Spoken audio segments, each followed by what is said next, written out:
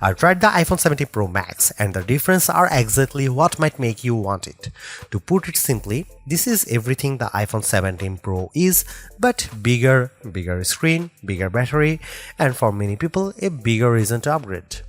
Apple unveiled the iPhone 17 Pro Max during its keynote on September 9 alongside the iPhone 17, iPhone 17 Pro, and the ultra-thin iPhone Air.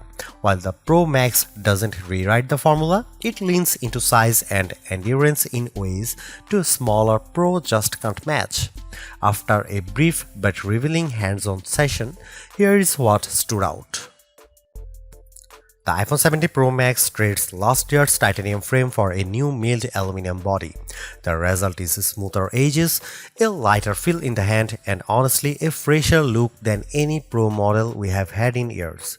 There is also a bold new rectangular ceramic to glass cutout on the back that houses the familiar triple camera system. At 6.9 inches, this is a big phone, yet it is not awkward. I found it surprisingly comfortable to hold, especially thanks to the softened lines.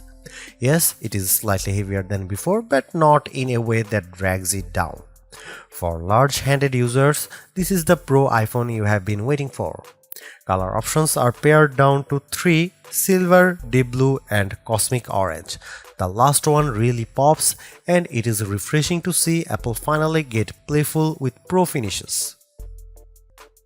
The iPhone 17 Pro Max starts at $1,199 for 256GB storage, same as last year.